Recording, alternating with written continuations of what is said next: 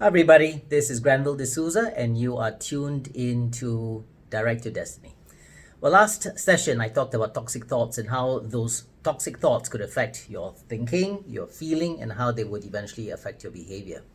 Well, a lot of people wrote back to me and asked me, are there so many things that can actually affect the way we think? So, for example, the statistics I quoted last week were we have about 12,000 to about 60,000 thoughts a day, 80% are negative, and 90% of them are looping, which means they repeat and they go on and on. And yeah, people were asking me, really? Are there so many things going on that makes us really feel so negative? Are there actually some positive things going on?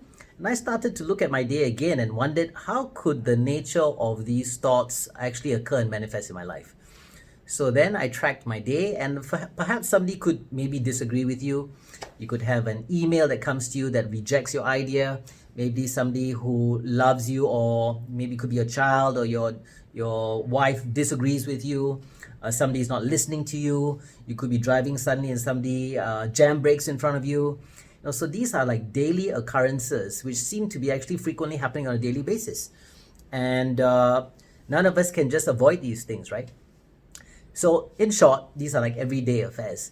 Now think about some of the good things that happen to you as well. In fact, there's a lot of good things that do happen. Just look out of your window, right? You can see the birds, the bees, the flowers, and the trees. You have good colleagues.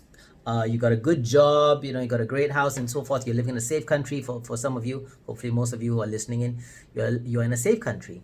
So there are actually many good things that happen. So again, it's what we choose to focus on and where our minds choose to go whenever these occurrences do happen. So I'd like to offer you two reasons why some of us probably struggle a little bit more than others. So if you think about it, we all have a reptilian brain. That's the oldest part of the brain where you get the fight, flight, and the freeze, or sometimes we freeze, then we fight, and then we flight. Well, if you're going through constant nasty experiences, you're going through quite frequent difficult experiences with either a boss, with maybe a wife, with one of your colleagues. Now what happens is your brain quite frequently goes into the fight and flight. Fight depending on your personality. If you're someone who's quite combative, if you're someone who's the fight back kind, then you'll get into the fight kind of behavior. If you're someone who escapes quite frequently, then you'll get into the flight. Now, whichever one it is, that would be your normal response to danger. And if you're always going through dangerous experiences, when I say difficult experiences during the day, then if that's being activated, can you imagine the kind of self-talk you're having on a daily basis? Can you imagine the kind of mood you're having on a daily basis? It can never be happy unless you are a masochist and you love those experiences. But otherwise, I would think if you're going through many difficult experiences at home, and then when you come to the office, the same thing applies. There's no escape. I think your mind will definitely twirl and swirl around these different activities. Another reason I could give, and this is quite a serious one, which a lot of people can't seem to go back to the point when they were actually kids. Because if you're a kid and you had parents who basically treated you in a difficult way, in short, one, they could have been very controlling, or they could have been very nasty, and the kinds of words they use, they could be quite disparaging. They would have made you feel small. The other one is if supposing they were very protective. Now, either of these two polar opposites will generally keep you in a space of too much safety where you could not defend yourself, or maybe someone was too protective over you and hence you did not have an opportunity to really speak up for yourself, or if someone was just being nasty to you, whether it was a mother or a father, and you had no other choice but to accept it and to sponge it. Then can you imagine you grew up during your teenhood or your childhood where there was so much going on and your defense mechanism was either to fight back a little bit or to absorb all of it. Now that could have been a pattern that you got used to and just decided to accept, or you've just been fighting this all your life. So can you imagine? So hopefully by now we understand that there's a whole lot of things going on in our minds. But how do we unlock the consciousness to try and tweak the kinds of messages that are going on in our minds? So whatever you're seeking is seeking you. So if you're trying to find a way to be a lot better, to improve the way you speak to yourself, to improve the kinds of communication you have within yourself, I think there are many methods out there. I do believe in the law of attraction, which means if you are trying to attract the right methods are there. In fact, the right methods have always been there, because if you're searching for it, they will just pop up. I love Anthony DeMello's quote in his book. A lot of us are walking in this world where our eyes are wide open, but actually they're shut. So what does he mean by that? Right? We wake up in the morning, our eyes open and they're wide open, but actually a lot of us can't see, which means we're very much like the Walking Dead. We're very much alive, but yet we don't see. So I'd like to offer you 3 different ways where we can start to open up that consciousness to allow ourselves to see the things that we need to see. And here are 3 methods. Number 1, I call this the paid put down. So what is the paid put down?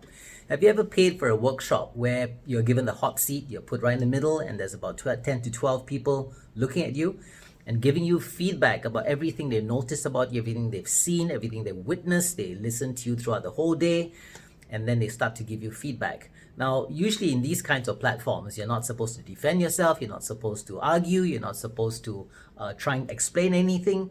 Whatever is said to you, you just basically accept it, try and understand it further, trying to be a lot more curious. Now, I remember going through this many years ago, and I must admit it was a really painful experience. I lost sleep. I was thinking about my whole life. I was thinking, oh boy, who have I become? But I must admit that was probably the most valuable experience I've had in my life. Because why? It got me to see my blind spots. It got me to see the things I probably would have never seen, but the people who look at me the whole day can witness it throughout the day. And they're obviously alive to it because I can't quite hear some of the things I say. I sometimes can't quite see the things that I do. And so to have outsiders, especially people who are not so close to you, give you objective feedback is one of the most valuable things you can experience. Now, whether you're willing to, it's another thing. I hope you're prepared. If you do agree to go for something like this, make sure you're emotionally and mentally prepared because you're probably going to lose some sleep. Number 2 is the 360-degree feedback. So what's a 360-degree feedback? Well, it says 360 degrees. So for example, if you're in an organization, yes, you have a boss, unless you're the boss, but you have a boss, you have your peers, you have the people below you whom you take care of, and it's asking or requesting for feedback from the bosses, right? It could be a few bosses, your peers, it could be 3 up there, it could be 3 in the middle, it could be 3 or 4 below. So in short, you're asking for anonymous feedback. Now, all of them will know that they're going to give this feedback to you without you knowing that who's exactly the one who's going to give it to you. So in short, it is anonymous feedback. Now, that also will prevent you from defending yourself, from you approaching them, from you also perceiving that they have something or some kind of agenda against you. So it's really for the best intentions of yourself. Now, of course, getting this kind of platform, you need to know someone who administers this, and I do, of course, right? I've done this kind of work for the longest time. I found this to be very useful. It's a huge part of my coaching business. I help people see the things that they can't quite see. And one of my strongest beliefs is this: the best form of awareness is the awareness which you get from other people giving it to you. In this case, it's anonymous, and you're asking for it. So there's everything to gain when people are wanting you to gain from it. They're wanting you to benefit from it, and they're willingly doing it for you, especially because you are asking. So if you can find a platform like this to ask the very people whom are willing and wanting to make you better, receive the kind of feedback that you need, this could be a really valuable experience. Last but not least, how can you wake up your consciousness? The third way is to ask 3 or 4 of your good friends. Now, when I say good friends, don't ask your best friends. Because if you ask your best friends, what are 2 or 3 things you don't like about me, they're probably going to say, you are the best person in the world. There's nothing wrong with you. You're amazing. You're fantastic. You're stupendous. No, so don't ask your best friends. Ask good friends who are willing to be authentic with you.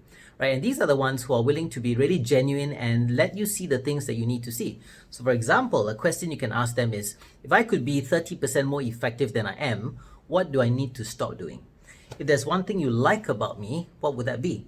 If there's something you really dislike about me, what could that be? I mean, so these are just a sample of questions you could ask. And again, make sure you ask the right person.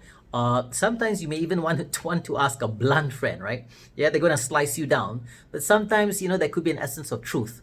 I must admit, I've got quite a few of these people. I've got a WhatsApp group, in fact, all of them coming from my college, and I think they're watching this, you know exactly what I mean. I do ask them for feedback, and they've got no qualms about telling me exactly what I need to know. So I really do appreciate that group, because that's when you can get very candid and yet truthful feedback from people who matter to you. So what did I do in this session? We talked about how toxic thoughts actually emerge in your mind. What I also offered towards the end was what are 3 ways you can start to wake up that consciousness. And that is, a lot of the consciousness that's inside can actually be awakened by what you do from the outside. So remember, a lot of the actions that you take can actually cause a lot of change and shifts within your life. This is Direct Your Destiny, and I hope you enjoyed this session.